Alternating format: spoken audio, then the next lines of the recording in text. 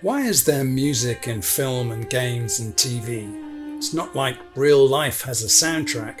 As we go about our day, there's no orchestra in the corner telling us how to feel and when to get excited. But the fact is, the moment you put pictures on a screen without music, it looks ridiculous.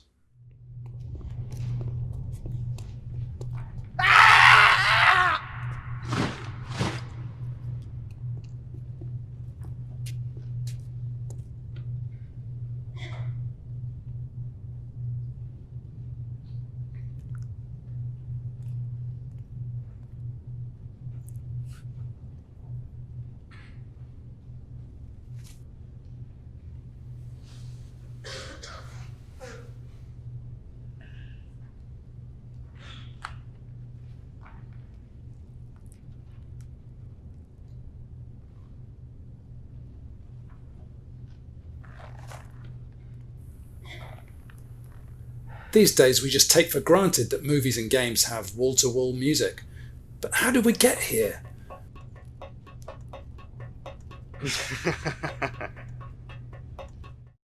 To understand how we got to where we are today, you have to go back in history. In the 1890s, when film began, audiences were freaked out by the spectral faces on their screens flickering at 6 frames a second. Music calmed them. Plus, it had the added benefit of muffling the sound of those clanky projectors that were usually in the same room as the audiences.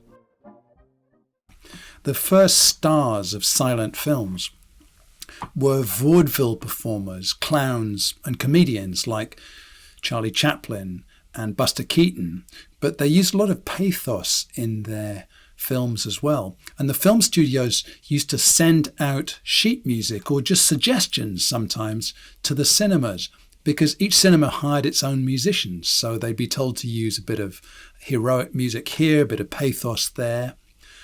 Then, of course, in the 1920s, music was added to a stripe on the side of a film along with dialogue.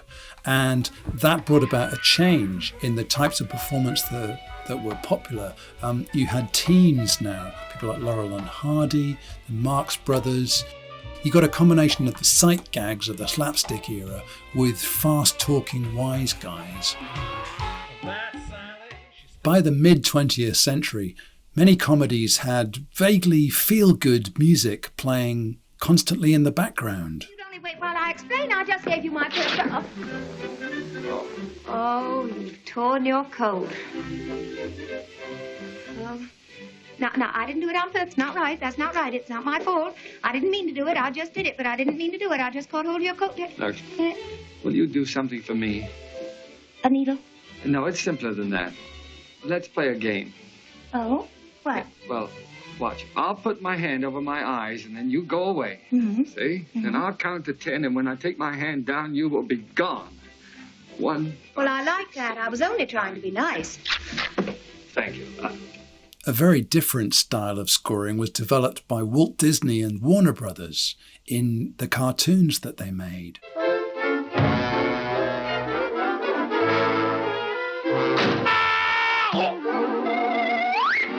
They introduced a style of scoring where every single action and gesture on the screen was matched by a flourish or a glissando in the orchestra.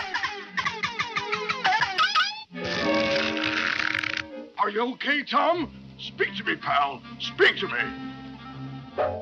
This mind-blowing orchestral technique was known as Mickey Mousing, and it got used in some serious films as well from King Kong onwards.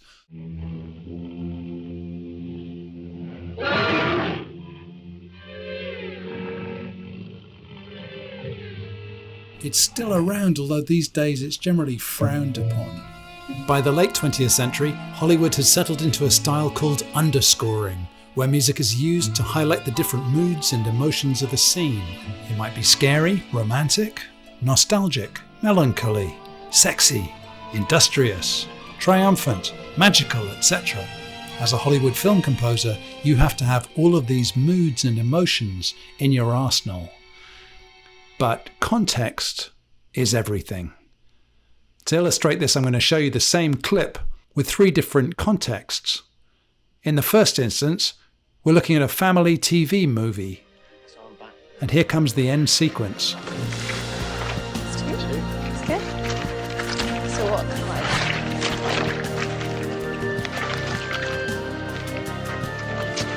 We're getting there. That's not bad, 3. Try and get a bit lower.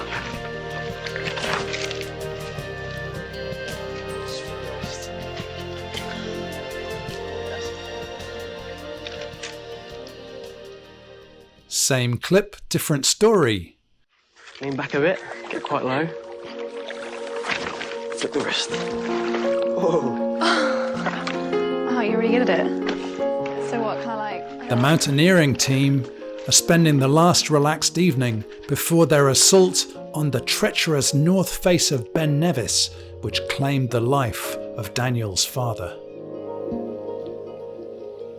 Get down. Just this arm back. It's 2. It's good. So what kind of like?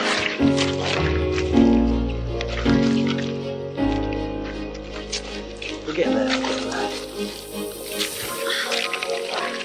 That's not bad, 3. Try and get a bit lower. There again, this could be a sweet LGBTQ love story in which Daniel fears that he is losing Rupert's love because the longer the hiking trip goes on, the closer Rupert seems to be getting to Emily. No.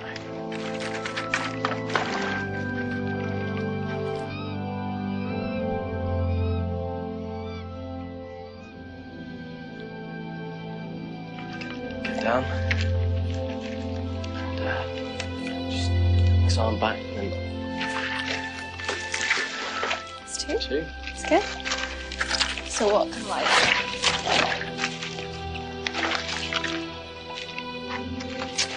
We're getting there. That's not bad, 3. Try and get a bit lower.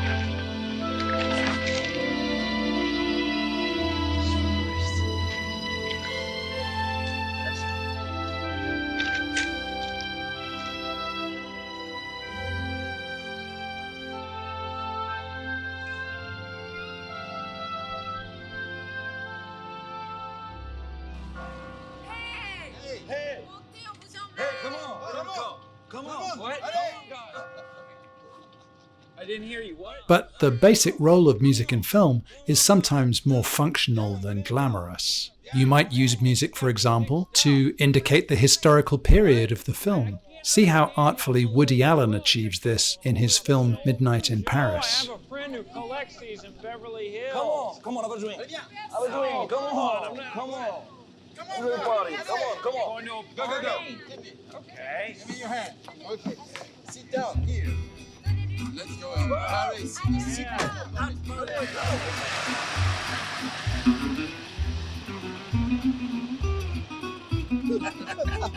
Where are you guys taking me? Yeah, this isn't quite fair because I've already had a lot of red wine tonight. So I do like champagne. Yeah. The night is young, drink up. I'm drinking. Drink up.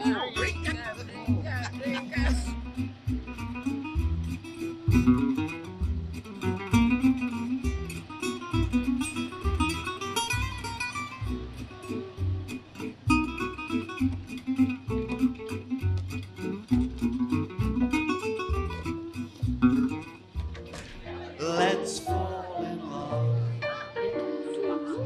in Spain. So music can place us in the past or in the future, in an urban, rural, maritime, or even alien setting. You can use indigenous music to indicate where we are in the world. For example, let's say this is your opening shot in a movie. Where are we in the world? Could be almost anywhere. Well, how about now?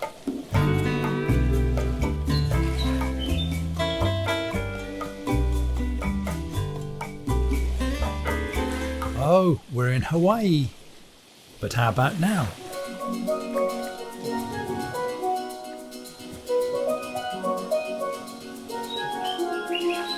Hey presto, the Caribbean.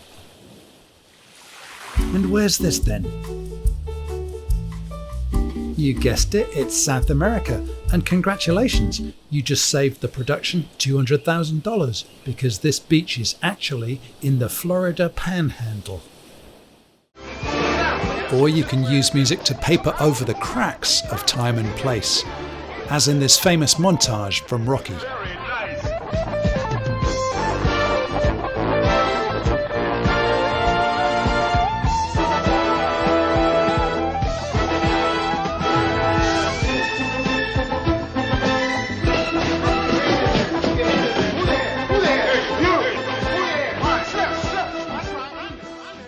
In comedy films, there's all sorts of ways to make 'em laugh. We've talked about Mickey Mousing. But you can also use musical incongruity, like the sight of a vicious gangster jamming out to a middle-of-the-road 70s pop hit.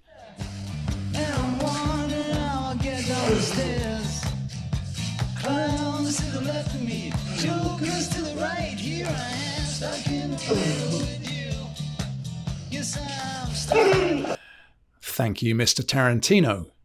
Music can also signify chaos, kitsch and spoof in the hands of a master like Danny Elfman.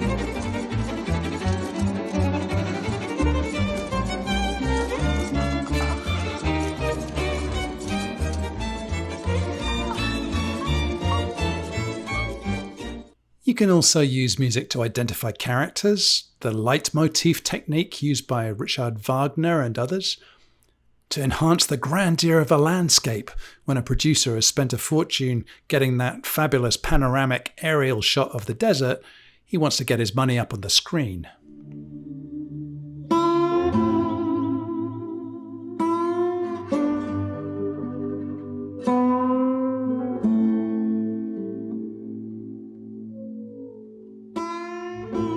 Music provides cohesion and flow.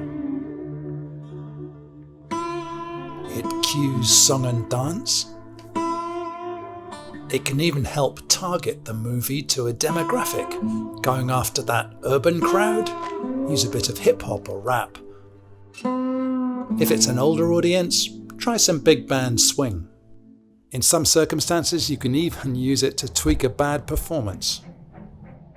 Or make a rubber shark scary even when it's not on the screen.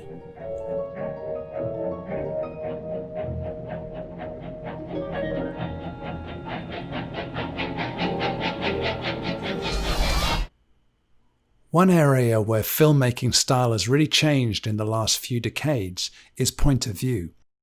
In the 20th century, film scoring tended to highlight the big drama and the action and excitement of a scene, involving the audience moment to moment along with the characters.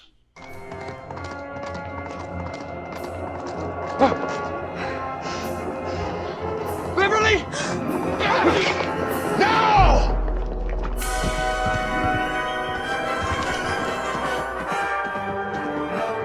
Hold on.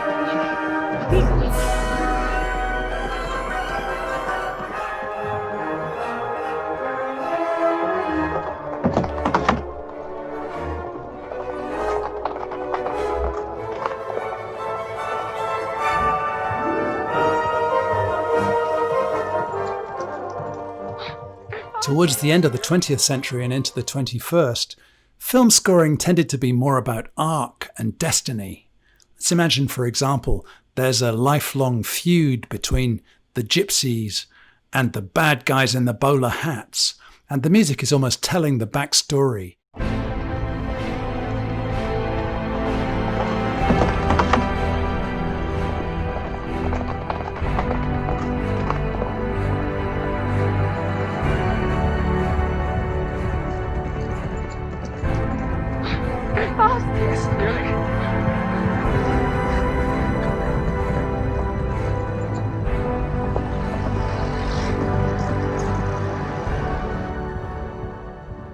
But perhaps we need to see it from somebody else's point of view altogether. Imagine now a story about a champion racehorse who, at the end of his career, has been put out to pasture, but he has one final chance to show what he's made of. Beverly! No!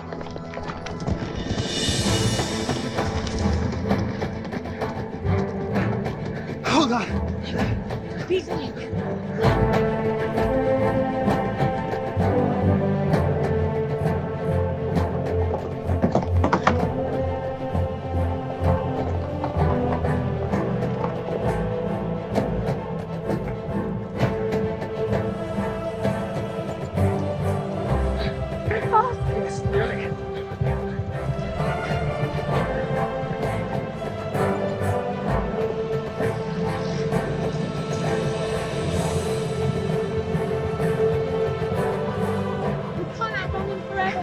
No!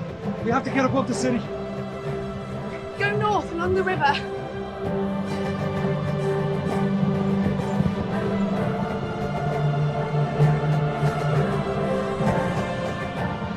Peter! That's way too far down. Hold on. Hold on. Hold on! Peter, wait!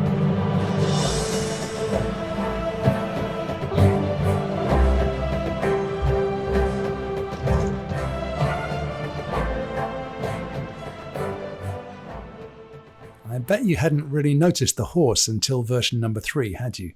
Well, I just achieved that by hitting every shot of the horse with a big swell in the orchestra. It's all about point of view. We're coming low out of the rising sun, and about a mile out we'll put on the music. Occasionally, music takes center stage and becomes the main thrust of the movie itself. Romeo Foxtrot, shall we dance?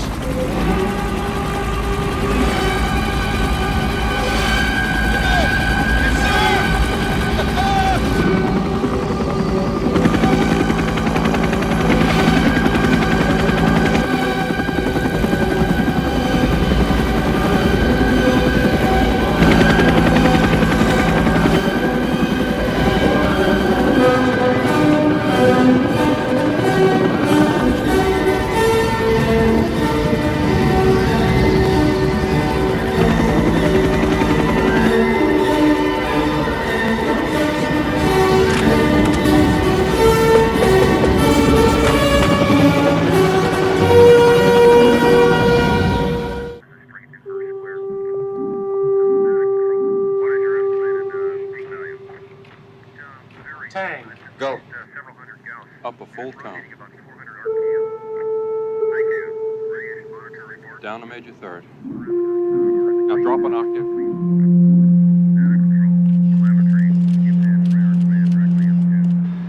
Cool blue. Go. Up a perfect fifth. Nothing. Nothing at all. Privet. Privet.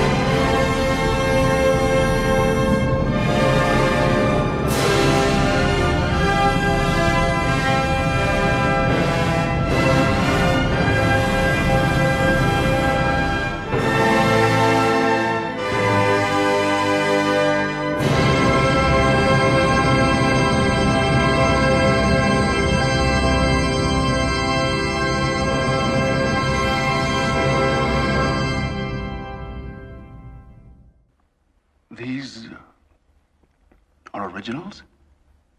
Mm-hmm.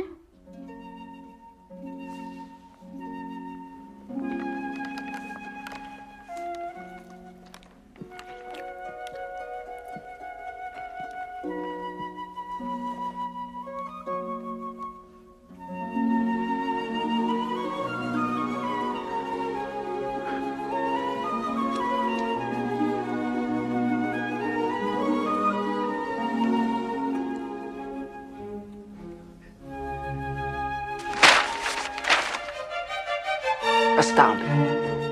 It was beyond belief. These were first and only drafts of music.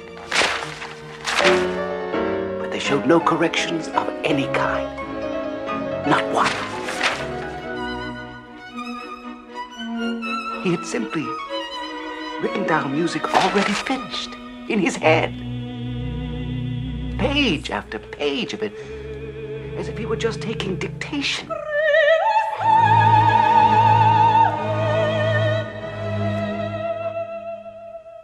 And music, finished as no music is ever finished. Displace one note, and there would be diminishment. Displace one phrase, and the structure would fall. It was clear to me that sound I had heard in the Archbishop's palace had been no accident. Here again was the very voice of God.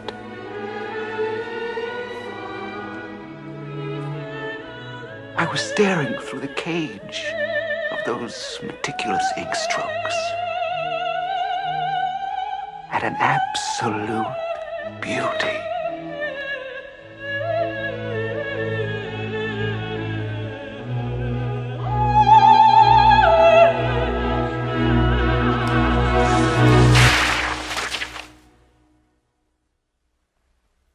Is it not good?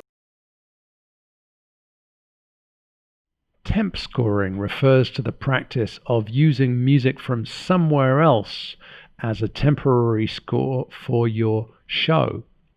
Let me give you an example. Let's say you're a producer making a film and you are lucky enough to hire Hans Zimmer to write the score for your movie, but you won't get Hans for another 18 months because he's that busy. So in the meantime, you temp your movie with one of Hans's old scores. You use the score from, let's say, Gladiator, and you take the cues from that film and use them as a temporary score for the film that you're now editing. Well, this is very convenient because it will give you a good sense of how your score may end up once you get an original score from Hans. The danger of it is something called temp love, which is that if you are an editor or a director and you spend a few weeks looking at a scene using the music from Gladiator, you sort of fall in love with that music and nothing else will do. So then when 18 months down the road, Hans comes to work on your film and he writes you a piece for the scene that is very different from the Gladiator theme that you used, you look at it and you go, this is not right. I preferred that Gladiator theme that we were using. So you go back to Hans and you go, I'm really sorry, Hans, but you know, we used that theme from Gladiator as the temp score, and we really wish that you could do something more like that. Well, Hans Zimmer hears this, and in a way he heaves a sigh of relief because he now thinks, well, I've just actually saved myself some time, because instead of composing an original scene, an original score for this scene, I can just clone my score from Gladiator. So you change the notes and the chords around a little bit and you give it to them and it slots right into their scene and they love it. So this is one reason that it's easy to look at a composer like Hans and say, well, he always writes the same score over and over again, but it's very often not his fault. TV is redefining this formula, because the whole arc of a TV series on Netflix or Amazon is very different from the formula that takes place in a standard Hollywood movie. And so very many of the TV composers are helping redefine the formula of film scoring. So let's talk a little bit about the future of film scoring. Well, increasingly, film scores are becoming blended with sound design. Check out this interesting choice that the director made in the original Blade Runner, where the ambient sound effects are so rich that there's really no need for a musical score.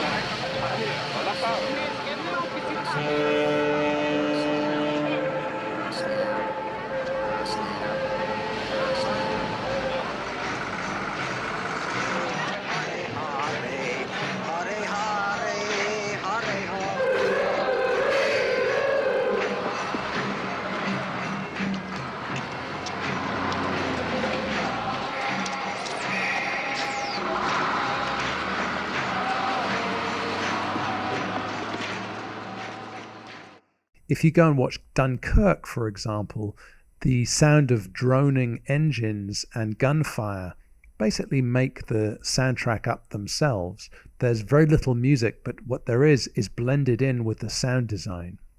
There is a technique called scores, which is the composer creating original source music that is playing in the background. If you go and see The Social Network, which Trent Reznor scored, almost all the music that's playing is scores music. In other words, there is a scene in a restaurant where there's music playing in the background. There's a scene at a sort of prom dance where there's dance music going on. Very often when the characters are programming their computers, there's music that we assume they've just got playing on their speakers. And if you watch that film carefully, you will see that the scores music has actually been matched very closely to the drama that's happening in the scene. It's got to be over by 11. That's exactly right. You don't even know what the thing is yet. Exactly. How big it can get, how far it can go. This is no time to take your chips down. $1 million isn't cool. You know what's cool? You? $1 billion. That shut everybody up. And that's where you're headed. $1 billion valuation. So it is fulfilling some of the other functions of a score without actually being underscore in the same sense. As entertainment gets more interactive in games and virtual reality, the music that plays is going to have to adapt in real time to the experience. And that means that all of the composer's smarts that he or she has developed over time, scoring for linear media, is going to have to somehow be transplanted into a non-linear engine, like a game engine. And that makes everything a lot more complicated if you want the score to perform the same function as it did in a film or a TV show. There are an increasing number of rock star scores by composers like Peter Gabriel, Danny Elfman, Mark Mothersbaugh from Devo, Trent Reznor from Nine Inch Nails, Johnny Greenwood from Radiohead, and Herbie Hancock, the wonderful jazz pianist. I hope you've enjoyed this presentation, and I'll see you at the Q&A.